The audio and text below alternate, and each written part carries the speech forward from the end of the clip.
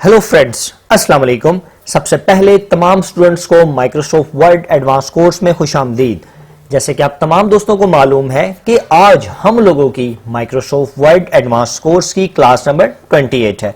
और फ्रेंड्स, हमारा आज का टॉपिक है how to add, rotate and align text on shape. कि आपने किसी भी शेप के ऊपर टेक्स्ट को किस तरीके से लिखना है, टेक्स्ट को लिखने के बाद आपने अपने टेक्स्ट को रोटेट किस तरीके से करना है और अपने टेक्स्ट की अलाइनमेंट किस तरीके से करनी है। तो फ्रेंड्स, क्लास को स्टार्ट लेने से पहले अभी तक जिन लोगों ने मेरा यूट्यूब पे channel sir Arsalan PC tips को सब्सक्राइब नहीं किया तो वो काइंडली मेरे चैनल को सब्सक्राइब कर दें ताकि मेरी हर नई आने वाली वीडियो और मेरा हर नया कोर्स आप लोगों को बआसानी तौर पर मिल सके। तो फ्रेंड्स, चलिए अब हम चलते हैं अपनी क्लास नंबर 28 की तरफ। और हमारा आज का टॉपिक है कि हमने MS वर्ड के अंदर किसी भी शेप के ऊपर टेक्स्ट को किस तरीके से लिखना है और उस टेक्स्ट को लिखने के बाद आपने अपने टेक्स्ट की अलाइनमेंट किस तरीके से करनी है और अलाइनमेंट करने के साथ साथ आपने अपने टेक्स्ट को रोटेट किस तरीके से करना है। तो फ्रेंड्स, जैसे कि आप तमाम दोस्तों को मालूम है कि हम लोगों ने अपनी क्लास नंबर 25 के अंदर शेप को इंसर्ट करना सीखा था। क्लास नंबर 26 के अंदर शेप्स के पॉइंट को हमने एडिट करना सीखा था। और इसी तरीके से क्लास नंबर 27 के अंदर MS वर्ड की हम लोगों ने किसी भी शेप के अंदर किसी पिक्चर को लगाना सीखा था। तो फ्रेंड्स, आज हम लोग किसी भी शेप के अंदर टेक्स्ट को लिखना, टेक्स्ट को रोटेट करना और टेक्स्ट की अलाइनमेंट करना सीखेंगे। तो फ्रेंड्स, चलिए सबसे पहले हम अपने MS वर्ड के अंदर किसी भी एक जो शेप है उसको इंसर्ट कर लेते हैं। सबसे पहले मैं इंसर्ट पे जाऊंगा। इंसर्ट में जाने के बाद कोई भी पिक्चर जो है मैं यहां से ले लेता हूं। फॉर एग्जांपल, मुझे रेक्टेंगल रिक्वायर्ड था तो मैंने यहां पर आकर एक रेक्टेंगल मैंने बना लिया। एक मैंने रेक्टेंगल ले लिया और इसी तरीके से मैं एक शेप और इंसर्ट कर लेता हूं। मैं यहां पर शेप्स में आऊंगा और क्लाउड ले लेता हूं। यहां पर आने के साथ मैंने क्लाउड बना लिया। ठीक है, तो आप देख सकते हैं कि मैंने दो जो शेप्स हैं अपने MS वर्ड के डॉक्यूमेंट में इंसर्ट कर लिए। अब सबसे पहले मैं इसका हल्का सा कलर चेंज कर देता हूं ताकि थोड़ा सा समझाने में मुझे आसानी रहे। और यहां से आने के साथ मैं इसका कलर जो है ब्लू कर लेता हूं। तो फ्रेंड्स, आप देख सकते हैं कि मैंने दो जो शेप्स हैं आप लोगों के सामने बना ली हैं। अब फ्रेंड्स, मुझे इस शेप के अंदर टेक्स्ट को ऐड करना है। तो उस टेक्स्ट को ऐड करने का क्या तरीका है? सबसे पहले मैं इमेज के ऊपर क्लिक करूंगा। जैसे ही मैं इमेज पर क्लिक करूंगा तो आप देखेंगे इमेज के जो कोने हैं वो आपको नजर आने लगेंगे। आप यहां पर राइट क्लिक करेंगे। जैसे ही आप राइट क्लिक करेंगे तो राइट क्लिक करने के साथ आपके पास एक ऑप्शन आएगा ऐड टेक्स्ट का।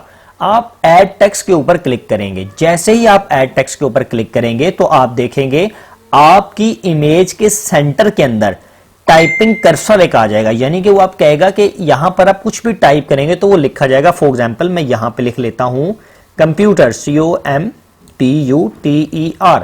तो आप देख सकते हैं कि मैंने कंप्यूटर लिख लिया है। ठीक है फ्रेंड्स, अब मैं बाहर क्लिक करूंगा तो आप देखेंगे आपका जो शेप है उसके अंदर कंप्यूटर लिखा आ रहा है। लेकिन अब एक प्रॉब्लम यह है कि जो टेक्स्ट है ये बिल्कुल, मेरी जो शेप है ये बड़ी है और जो मेरा टेक्स्ट है ये छोटा नजर आ रहा है। मैं चाहता हूं कि मेरा टेक्स्ट थोड़ा सा बोल्ड हो, कलरफुल हो और थोड़ा सा स्टाइलिश हो। तो मुझे इसके लिए वही सिंपल सा तरीका, जैसे हम आम किसी वर्ड को बड़ा करते हैं या उसका कलर चेंज करते हैं, मैं इसको डबल क्लिक करूंगा, इस पूरे टेक्स्ट को सिलेक्ट करूंगा। सिलेक्ट करने के साथ होम के टैब पे क्लिक करूंगा और यहां से आप देख सकते हैं इंक्रीज फॉन्ट से मैं यहां पर इसके ऊपर आकर जितना भी मेरी रिक्वायरमेंट है मेरे टेक्स्ट की मैं इसको बड़ा कर लूंगा। अगर मुझे इसका कलर चेंज करना है टेक्स्ट का तो मैं इसको कलराइज कर सकता हूं। अगर मुझे इसको अंडरलाइन करना है टेक्स्ट को तो मैं अंडरलाइन भी अपनी शेप के अंदर कर सकता हूं। अगर मुझे इसको बोल्ड करना है तो आप देख सकते हैं कि मैं इसको आसानी तौर पर बोल्ड भी कर सकता हूं। इसके साथ साथ आप बाकी भी अपने टेक्स्ट के मुताबिक अपने जो टेक्स्ट है उसको जितना ज्यादा इफेक्ट देना चाहते हैं आप आसानी तौर पर दे सकते हैं। तो फ्रेंड्स, इस तरीके से मैंने एक टेक्स्ट अभी तक लिख लिया है। अब इसी तरीके से मैं इस वाले बॉक्स के अंदर भी एक टेक्स्ट लिखता हूं और उसके बाद मैं इन दोनों को रोटेट करना सिखाऊंगा और अलाइन करना। मैं इस वाली इमेज पर क्लिक करता हूं, राइट क्लिक करूंगा एडिट टेक्स्ट पे। जैसे ही मैं एडिट टेक्स्ट पे क्लिक करूंगा तो आप देखेंगे आपके सामने आप इसके अंदर कुछ भी लिख सकते हैं। आप स्टार, जैसे मैं लिखता हूं स्टार, ठीक है, या ये क्लाउड है आपके सामने, क्लाउड लिख सकते हैं, या मैं कोई फार्मूला जो मेरी रिक्वायरमेंट है मैं वो लिख सकता हूं। जैसे मैंने वाटर का फार्मूला लिखा H2O। ठीक है, मैंने आपके सामने H2O लिख लिया। अब मैं इसको सेलेक्ट करके इसके जो राइटिंग स्टाइल है वो थोड़ा सा बड़ा कर देता हूं ताकि ये आसानी तौर पर मुझे नजर आ रहा है। इसको मैं बोल्ड भी कर देता हूं। तो फ्रेंड्स, आप देख सकते हैं कि दोनों जो शेप्स हैं इसके अंदर मैंने टेक्स्ट आप लोगों के सामने लिख दिया है। अब फ्रेंड्स मैं चाहता हूं कि जो मेरा टेक्स्ट है कंप्यूटर, अभी तो ये हॉरिजेंटल लाइन में आ रहा है, मैं चाहता हूं कि ये वर्टिकल आए, ठीक है। तो इसका जो रोटेट, ये कंप्यूटर जो भी हॉरिजेंटल से रोटेट हो जाए, तो मुझे इसके लिए क्या करना होगा, मैं अपने इस इमेज पर क्लिक करूंगा इमेज पर क्लिक करने के साथ मैं उस पर डबल क्लिक करूंगा। जैसे ही मैं इस पर डबल क्लिक करूंगा तो आपके पास एक फॉर्मेट का जो टैब है वो ओपन हो जाएगा। जैसे ही फॉर्मेट का टैब ओपन होगा तो इसमें आप एक जगह पर देखेंगे आपके पास लिखा होगा टेक्स्ट डायरेक्शन। आप इस टेक्स्ट डायरेक्शन पे क्लिक करेंगे तो आपके पास 3 ऑप्शन आएंगे, एक आएगा हॉरिजेंटल, एक आएगा रोटेट ऑल टेक्स्ट 90%, यानी कि जो आपका कंप्यूटर का वर्ड है वो 90% पे रोटेट हो जाएगा। और इसी तरीके से रोटेट ऑल टेक्स्ट टू 70%, अगर आप 270% पे करना चाहते हैं तो वो, फॉर एग्जांपल हमें यहां पर, मैं चाहता हूं कि मुझे टेक्स्ट को वर्टिकल करना, तो मैं रोटेट 90% करूंगा तो आप देखेंगे जो आपका कंप्यूटर का वर्ड है वो वर्टिकल हो चुका है। इसी तरीके से मैं टेक्स्ट डायरेक्शन पर आऊंगा, अगर मैं इसको हॉरिजेंटल, मैं चाहता हूं कि अभी कंप्यूटर ऊपर से शुरू हो रहा है, CUMPUTR, मैं चाहता हूं कंप्यूटर नीचे से शुरू हो, तो मैं यहां पर रोटेट इस तरीके से करूंगा तो आप देखेंगे आपका जो कंप्यूटर का वर्ड है वो नीचे से स्टार्ट हो रहा है, ठीक है। इसी तरीके से मैंने यहां पर वाटर का फार्मूला लिखा था, वाटर का जो एक्चुअल फार्मूला होता है वो H2 होता है, 2 जो होता है वो थोड़ा सा छोटा होता है, तो मैं इस 2 को यहां से सिलेक्ट करके होम में जाकर मैं इसको सबस्क्रिप्ट बना देता हूं H2O, तो आप देख सकते हैं कि ये H2O। अब मुझे इसको रोटेट करना है तो मैं इस पूरे को सिलेक्ट करूंगा।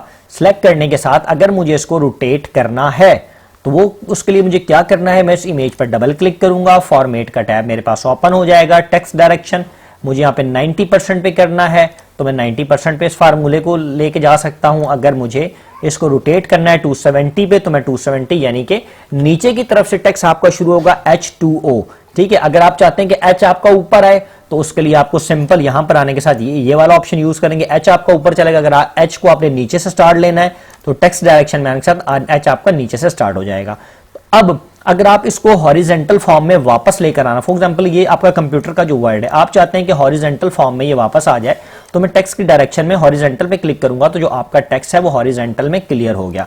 अब फ्रेंड्स जो आपने शेप क्रिएट की, आप देख रहे हैं कि टेक्स्ट आपका सेंटर के अंदर आ रहा है, आप इसको अलाइन करना चाहते हैं, आप चाहते हैं ये थोड़ा सा टॉप में चला जाए या बॉटम में आ जाए या लेफ्ट पे या राइट पे, तो इस आप अपने टेक्स्ट को अपने मुताबिक अलाइन कर सकते हैं। तो उसके लिए आपको क्या करना होगा, वही सिंपल आप इमेज पर डबल क्लिक करेंगे, पहले आपने टेक्स्ट डायरेक्शन में जाकर अपने टेक्स्ट की डायरेक्शन सेलेक्ट की थी, यानी कि आपको वर्टिकल टेक्स्ट लेकर जाना है 290% पे या 270% पे।